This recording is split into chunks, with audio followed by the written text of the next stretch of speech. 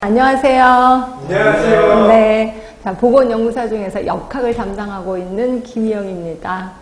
자, 제가 알고 있는 분 중에 한 분이 계시는데 실력도 굉장히 뛰어나요.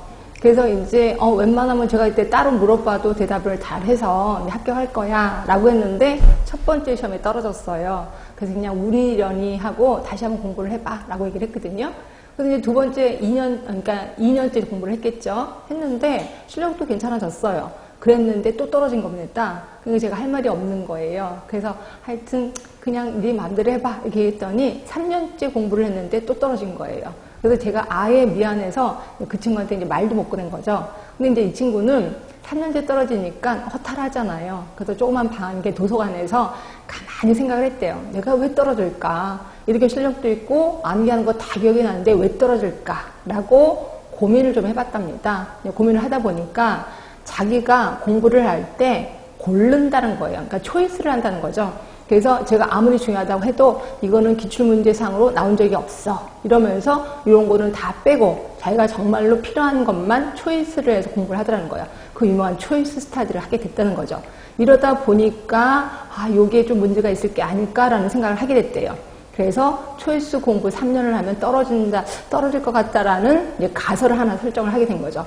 그리고 나서 이제는 무조건 공부하자. 그래서 책의 첫 번째부터 마지막 쪽수까지 다 공부를 했대요.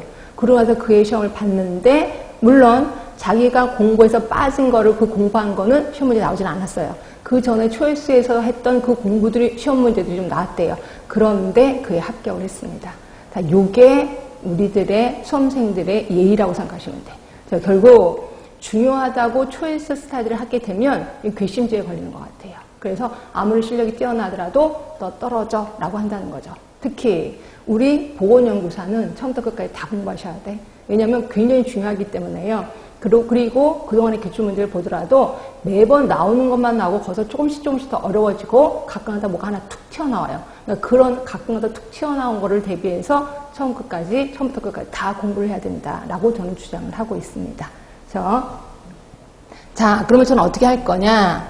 자, 맨 처음에는 기본 역학에서 기본 이론을 알려드릴 겁니다. 기본 이론. 물론 이거는 공중보건을 통해서도 아시는 분들도 아실 거야. 근데 혹시라도 모르실까봐 기본적인 거는 일단 제가 접근하겠습니다. 자, 그리고 이걸로 끝나는 게 아니라 심화 이론도 들어가겠습니다.